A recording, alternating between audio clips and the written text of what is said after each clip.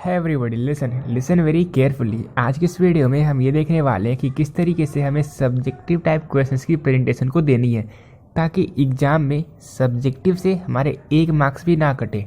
ठीक है, board exam में आपको किस तरीके से आंसर करना है वो सारी चीज़ें मैं आपको इस वीडियो में बताने वाला हूँ। क्योंकि देखो 50 मार्क्स का वेटेज आपका ऑब्जेक्टिव का है, तो वो तो बस आप ओएमआर शीट में 50 करेक्ट आंसर को आप बता दोगे, आपको 50 मार्क्स मिलने ही मिलने हैं। लेकिन जो मार्क्स कटेंगे वो मार्क्स कटेंगे सब्जेक्टिव में। और आपको पता ही है कई सारे टॉपर्स हमारे चैनल से पिछले 2 साल में निकल चुके हैं, कई सारे स्टेट टॉपर्स हैं। मैंने उन सभी की रिव्यू को ले रखा है और फिर उन सभी की रिव्यू को लेने के बाद जो एक सबसे बेस्ट प्रेजेंटेशन है वो आपको इस वीडियो में बताने वाला हूँ। ठीक है, क्योंकि आप जितने भी टॉपर्स को देखोगे ना उन सभी का एक रिव्यू मतलब हमेशा है कि क्वेश्चंस हार्ड पूछे नहीं जाते, क्वेश्चंस इजी रहते हैं, लेकिन प्रेजेंटेशन में थोड़ी बहुत भी गलती हो जाती है जिस रीजन से मार्क्स कट जाते हैं। और इस रीजन से कोई फर्स्ट स्टेट टॉपर होता है तो कोई सेकंड स्टेट टॉपर होता है, बस 1 मार्क्स के रीजन से। इसलिए आपको 1 मार्क्स भी ना कटे ये चीज़ें मैं आपको इस वीडियो में बताने वाला हूँ ताकि सब्जेक्टिव में आप 50 आउट ऑफ 50 स्कोर करके आओ। ठीक है, मैं ये नहीं बोलूँगा कि आप बस इस तरीके से आंसर करना फिर आपके 400 मार्क्स आएंगे, 450 मार्क्स आएंगे। मैं 500 आउट ऑफ 500 मार्क्स लाने की कोशिश कर रहा हूँ और इस रीजन से ये चैनल को मैं रन कर रहा हूँ। ठीक, चलो तो स्टार्ट कर दे इस वीडियो को। देखो आपकी जो आंसर कॉपी होगी, जो आपको सब्जेक्टिव को आंसर करना है वो कुछ इस तरीके की होगी। ठीक है, हालांकि इन सारी इमेज को मैंने गूगल से डाउनलोड किया, लेकिन मैंने खुद पेपर दिया था। आपका पेपर ऐसा ही होता है, तो ऐसा आपको पेपर मिलेगा। और आपको पेपर के दोनों साइड, लेफ्ट साइड तो आप छोड़ते ही छोड़ते हो, आपको राइट साइड भी मार्जिन छोड़ना है। ठीक है, ये जो स्पेस होता है, ये स्पेस आपकी जो कॉपी को चेक करने वाले होते हैं वो यूज करते हैं, वो यहाँ पे आपके मार्क्स बिठाते हैं, तो फिर आपको यहाँ पे लिखने की ज़रूरत है नहीं। ठीक है, इसके बाद नेक्स्ट प्रोसीजर ये है कि जब आप क्वेश्चन को आंसर करना स्टार्ट करोगे, क्योंकि जितने भी आपके ऑब्जेक्टिव क्वेश्चन हैं वो तो आप ओएमआर शीट में आंसर कर दोगे, लेकिन जितने सब्जेक्टिव है यानी कि जो सेक्शन बी के क्वेश्चन होते हैं आप उन्हें कॉपी में सॉल्व करते हो। तो आप एक हेडिंग दे देना सेक्शन बी, जो कि यहाँ पे दिया हुआ है, आप देख सकते हो। यहाँ पे सेक्शन ए है, तो फिर ये क्योंकि अलग अलग स्टेट बोर्ड के पेपर है, लेकिन क्योंकि बिहार बोर्ड के अकॉर्डिंग मैं आपको बता रहा हूँ, तो आप सेक्शन बी लिखना, एज अ टाइटल आप लिख दोगे सेक्शन बी। और उसके बाद जैसे यहाँ पे क्वेश्चन नंबर 1 दिया हुआ है, तो आप बीच में सेंटर पे लिखोगे क्वेश्चन नंबर 1 और फिर आप उनके सॉल्यूशन को लिखना स्टार्ट करोगे। आप चाहो तो आप ब्लैक पेन भी यूज कर सकते हो टाइटल देने के लिए, हेडिंग देने के लिए, और उसके बारे में लिखने के लिए आप ब्लू पेन को यूज़ कर सकते हो। या फिर आप सिर्फ ब्लू पेन को भी यूज़ करोगे तो कुछ खास प्रॉब्लम नहीं होगा। ठीक है, बस आप प्रेजेंट इस तरीके से करोगे ताकि देखने में अच्छा लगे। जैसे आप क्वेश्चन नंबर फर्स्ट को आंसर कर रहे हो, तो क्वेश्चन नंबर फर्स्ट लिखने के बाद आपने 1 लाइन का गैप दिया और उसके बाद आपने आंसर लिखना स्टार्ट किया। तो इस तरीके से अगर आपसे डेफिनेशन पूछा गया शॉर्ट में तो आप आंसर कर सकते हो। फिर आप जब क्वेश्चन को कंप्लीट कर लोगे तो 1 लाइन छोड़ने के बाद आप 1 लाइन खींच देना, जिससे एग्जामिनर को ये मतलब अच्छे से पता चले कि ये जो क्वेश्चन है ये कंप्लीट हो चुका है और इसमें कुछ और ऐड करने की ज़रूरत थी नहीं। तो फिर ऐसे में आपकी जो प्रेजेंटेशन होगी वो ज़्यादा बेहतर होगी। और फिर जैसे ये तो डेफिनेशन अगर पूछा जाए आपसे तो आप बता सकते हो इस तरीके से, लेकिन अगर आपको कुछ एग्जाम्पल्स भी बताने हैं डेफिनेशन में तो इसके लिए आप यूज करना उसकी स्क्रीनशॉट का भी मैं यूज करता हूँ। जैसे ये देखो, ये जो क्वेश्चन था यहाँ पे आप अगर किसी की डेफिनेशन का आपको देना है, मान कर चलो आपको मैनेजमेंट की डेफिनेशन को देना है, तो आप मैनेजमेंट की डेफिनेशन दे दोगे। फिर 1 लाइन का गैप करने के बाद आप उनके एग्जाम्पल को लिखोगे। ऐसा नहीं है कि डेफिनेशन जो लाइन में आपने कंप्लीट किया आप वहीं से फॉर एग्जाम्पल करके आप उनके एग्जाम्पल्स को दे रहे हो, नहीं, एग्जाम्पल आप 1 लाइन का गैप करने के बाद फिर अगले लाइन में लिखना। वैसे में आपकी जो प्रेजेंटेशन होगी वो बेहतर होगी। ऐसे में फिर जब आप एक क्वेश्चन को आंसर कर दोगे, जो आप नेक्स्ट क्वेश्चन को आंसर करने वाले होगे उसमें भी 2 लाइन का गैप रहेगा। ठीक है, यानी कि 1 लाइन में तो आप लाइन खींच दोगे ताकि आपको ये पता चल सके कि वो क्वेश्चन कंप्लीट हो गया, एग्जामिनर को पता चल सके। फिर नेक्स्ट लाइन भी आपका खाली रहेगा और उसकी अगले लाइन में आप क्वेश्चन नंबर 2 लिख दोगे और उसके बाद उसके नेक्स्ट लाइन में आप क्वेश्चन नंबर 2 को आंसर कर दोगे। ठीक है, और शॉर्ट में कई बच्चों के मन में ये भी रहता है कि कितने वर्ड हमें आंसर करना है, तो आप 30 से 70 वर्ड के बीच में आंसर कर सकते हो। ठीक है, कई ये भी कहते हैं कि 30 से 50 वर्ड के बीच में आंसर करना चाहिए, लेकिन अगर शॉर्ट में आपसे ये पूछा जाए कि जैसे आपको किसी चीज़ की डेफिनेशन ही बतानी है और आपको उनके फीचर्स ही बताने हैं, तो अगर आप उनकी डेफिनेशन दोगे, फिर आप बताओगे following are the features of, फिर आप 1 लाइन का और गैप दोगे, फिर आप लिखोगे उनके जो 2 फीचर्स हैं, तो फिर उसमें आप अगर वर्ग काउंट करने लगे तो फिर वो 70 हो सकता है, 70 के प्लस भी हो सकता है थोड़ा बहुत, लेकिन आपको कोशिश करना है कि आप 70 वर्ड के अंदर आप उन क्वेश्चन को आंसर कर सको। क्योंकि देखो, क्योंकि जो बिहार बोर्ड के जो मतलब किसी बोर्ड के भी जो कॉपी चेक करने वाले होते हैं तो उन्हें बहुत सारी कॉपी चेक करनी होती है। तो फिर हर एक कॉपी के जितने भी क्वेश्चन हैं उनके वर्ड को तो वो काउंट करेंगे नहीं, इतना टाइम किसी के पास नहीं रहता। तो वो बस ये देखते हैं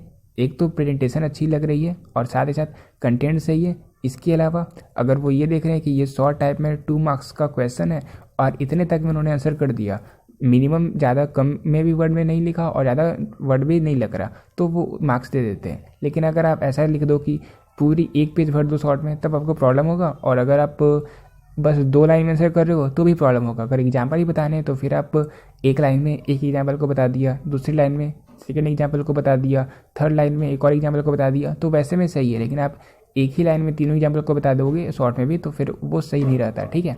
तो फिर ऐसे ही आपको आंसर करना है। और अगर आपको जैसे किसी के फीचर्स को पूछा गया आपसे, तो फिर आप फीचर्स को इस तरीके से बता सकते हो, या फिर अगर आपसे डिफरेंस पूछा गया है तो इस तरीके से आप उनके डिफरेंस को ही बता सकते हो, ठीक है। जैसे एक डिफरेंस आपने दे दिया, फिर आप एक लाइन का गैप रखना ही रखना, ठीक है। फिर आपने नेक्स्ट डिफरेंस को बताया, फिर आपने एक और लाइन का गैप रखा। इस तरीके से अगर आपको 3 डिफरेंस बताने हैं या फिर आपको 5 डिफरेंस बताने हैं, जितने डिफरेंस बताने आप बता सकते हो, ठीक है। ऐसे ही आप शॉर्ट को आंसर करोगे। मुझे लग रहा है क्लियर ही हो गया होगा सारा डाउट आपका। फिर जब आप लॉन्ग क्वेश्चन को आंसर करोगे तो सबसे स्टार्टिंग में लिख देना लॉन्ग आंसर टाइप क्वेश्चन, और फिर आपका जो भी क्वेश्चन नंबर होगा, जैसे क्वेश्चन नंबर 31 है तो क्वेश्चन नंबर 31 लिख देना, बीच में ही सेंटर पे लिख देना, और फिर नेक्स्ट लाइन से आप जो लॉन्ग क्वेश्चन है उसके आंसर को लिखना स्टार्ट करना। अब लॉन्ग में ज़्यादातर क्वेश्चन ऐसे ही होते हैं कि आपको उनकी डेफिनेशन बतानी है, फिर आपको उनके 4 या 5 फीचर बताने, 5 ही फीचर बताने होते हैं। तो फिर आप इस तरीके से आंसर कर सकते हो, ठीक है। जैसे आपको यहाँ पे दिख रहा है, आपने पहले उसकी डेफिनेशन बता दी, इसके बाद एक लाइन का गैप रख के आप ये लिख सकते हो following are the feature of फलना चिलना ठिकाना, जो भी लिखना है लिख देना। फिर एक लाइन का और गैप रखना और अगले लाइन में आप फर्स्ट फीचर को लिख सकते हो। अगर उस फीचर को पॉइंट्स में बनाकर लिखोगे बहुत बेहतर होगा, ऐसे ही पॉइंट्स बनाकर लिखना। और फिर जब आप एक फीचर को कंप्लीट कर लोगे फिर एक लाइन का गैप देना, फिर आप नेक्स्ट फीचर को बताना। इस तरीके से नेक्स्ट फीचर को भी आप बता देना। फिर अगर आपको 5 फीचर बताने तो फिर आप एक लाइन का गैप देना, फिर नेक्स्ट फीचर को एक्सप्लेन करना, फिर एक लाइन का गैप देना, फिर नेक्स्ट फीचर को एक्सप्लेन करना। अब ऐसा में आपको ये मतलब लॉन्ग को आप एक पेज में भी कम से कम आंसर करना। और इसके अलावा आप अगर 2 पेज तक भी पहुंच गए तो फिर आपको कोई प्रॉब्लम नहीं है, ठीक है। 1 से 2 पेज के बीच में आंसर कर सकते हो, क्योंकि आपका जो कॉपी होगा ना उनका लेंथ कम रहेगा, ब्रेथ ज़्यादा रहेगा। तो फिर अगर आप एक लाइन का गैप रखोगे तो वो देखने में भी सुंदर लगता है। क्योंकि टोटल जब 32 पेज हैं और आप देखो आपको 4 लॉन्ग क्वेश्चन को सॉल्व करना होता है, आप 4 लॉन्ग क्वेश्चन को मानकर चलो 2-2 पेज में सॉल्व करते हो, तो आप 8 पेज में लॉन्ग को सॉल्व कर दोगे और आपको 15 शॉर्ट को सॉल्व करना होता है। तो फिर अगर आप शॉर्ट को देखोगे तो शॉर्ट को आप लगभग 15 क्वेश्चन है तो आप उन्हें 10 पेज में सॉल्व करोगे, तो आपके 18 पेज में तो सारे क्वेश्चन सॉल्व हो ही जाएंगे। तो फिर आप ये मत सोचना कि अगर मैं लाइन का गैप दे रहा हूँ तो फिर जो कॉपी है उसका पेज कम हो जाएगा, ऐसा कभी हो ही नहीं सकता, ठीक है। तो फिर आप इस तरीके से प्रेजेंट करना। और फिर अगर ऐसा हो जाए कि आपने जो आंसर किया कुछ लाइन अगर गलत हो रहा है तो फिर ज़्यादा डिज़ाइन बनाने की ज़रूरत है नहीं, आप बस थोड़ा सा एक बार एक लाइन खींचकर उसे काट देना, उसमें ज़्यादा डिज़ाइन बनाने की ज़रूरत है नहीं, उसे ज़्यादा सुंदर करने की ज़रूरत है नहीं। सुंदर करनी है तो अपनी राइटिंग को करो, बट हाँ ऐसा मतलब मुझे भी लगता है, ये मेरा पर्सनल एक्सपीरियंस है कि जो बच्चे तेज़ होते हैं थोड़े उनकी राइटिंग उतनी भी अच्छी नहीं होती, ठीक है। हालांकि प्रैक्टिस करते रहोगे तो बेहतर होगा, तो फिर आपकी राइटिंग उस लेवल की हो जाएगी कि हाँ आप अच्छे से प्रेजेंट कर पाओ अपने आंसर को। क्योंकि राइटिंग अगर ज़्यादा बुरी भी है, ज़्यादा नहीं मतलब थोड़ी सी बुरी भी है, तो फिर काम चल जाएगा। लेकिन अगर आप प्रेजेंट अच्छे से करते हो तो फिर वो आपके लिए सबसे ज़्यादा यूज़फुल होता है, ठीक है। तो आप इस तरीके से भी अगर आंसर कर रहे हो तो कोई प्रॉब्लम नहीं है। लेकिन जैसे यहाँ पे लाइन का गैप दिया गया, आप उस तरीके से लाइन का गैप देते हो तो फिर देखने में भी अच्छा लगने वाला है। तो फिर ऐसे ही आंसर करना। शॉर्ट ही मैंने बता दिया, लॉन्ग ही मैंने बता दिया। और अगर अकाउंट्स में देखें तो फिर अकाउंट्स में या तो आपको न्यूमेरिकल टाइप के क्वेश्चन सॉल्व करने को मिलते हैं लॉन्ग में, या फिर आपको मिलते हैं थ्योरेटिकल टाइप के क्वेश्चंस। तो आप न्यूमेरिकल टाइप के क्वेश्चंस को सॉल्व करोगे तो आप बस ये देखना कि आप अमाउंट को सही लिख रहे हो, आप एंट्रीज को सही कर रहे हो, नरेशन सही कर रहे हो, फिर आपको जो क्वेश्चंस मिलते हैं तो आप वहाँ पे वर्किंग नोट भी शो कर रहे हो, तो वैसे में आपको 5 आउट ऑफ 5 मार्क्स मिलेंगे, ठीक है, बिल्कुल मिलेंगे। और फिर अगर आप वर्किंग नोट नहीं लिखोगे तो आपके मार्क्स कट सकते हैं। और अगर आप थ्योरेटिकल टाइप के क्वेश्चंस को ही सॉल्व कर रहे हो तो फिर तो आपको जैसे मैंने बता दिया कि आप पहले डेफिनेशन लिख देते हो, फिर एक लाइन का गैप देते हो, फिर आप फॉलोइंग आर द फीचर जो कुछ भी लिखना है वो लिखते हो, फिर आप एक लाइन का गैप देते हो, फिर आप उनके फीचर्स को लिखते हो या फिर इंपॉर्टेंस को लिखते हो। तो फिर एक पॉइंट्स को लिखने के बाद एक लाइन का गैप, फिर सेकंड पॉइंट्स को, इस तरीके से करोगे तो आपको 5 मार्क्स मिलने ही मिलने। और मैंने आपको ये बता दिया कि अगर आप लॉन्ग को 2 पेज में आंसर कर रहे हो तो फिर कोई प्रॉब्लम नहीं होने वाला, आपको 5 आउट ऑफ 5 मार्क्स मिलेंगे। और फिर सारी चीज़ें तो बता ही दी। और इकोनॉमिक्स में अगर आप लॉन्ग को सॉल्व कर रहे हो तो फिर वहाँ पे आपको डायग्राम भी शो करना रहता है, ठीक है। जैसे आपको लॉ ऑफ इक्विमर्जिबिलिटी को शो करना है तो फिर आप वहाँ पे क्या करोगे, कोई भी क्वेश्चन जैसे अगर आपको पीपीसी कर्व शो करना है तो फिर वहाँ पे अगर लॉन्ग में पूछा गया तो फिर आपको सारी चीज़ें बतानी रहती है, जैसे आपको शेड्यूल, डायग्राम, एजम्पशंस, कंक्लूजन, ये सारी चीज़ें बतानी है। चलो, तो इस वीडियो में हमने क्या कुछ कवर किया, किस तरीके से आपको सब्जेक्टिव को आंसर करना है, एक बार फिर से क्विकली रिवाइज कर लेते ताकि आप जब सब्जेक्टिव को आंसर करो तो आपको ये सारी बातें अच्छे से याद रहे। ठीक है, सबसे पहले आपको जो पेपर मिलने वाला है वहाँ पे आपको पेपर के दोनों साइड में मार्जिन छोड़ रखनी है, लेफ्ट साइड भी और राइट साइड भी। फिर आप सबसे स्टार्टिंग में सेक्शन बी लिखोगे क्योंकि आपको सिर्फ सब्जेक्टिव टाइप क्वेश्चन को आंसर करना होता है।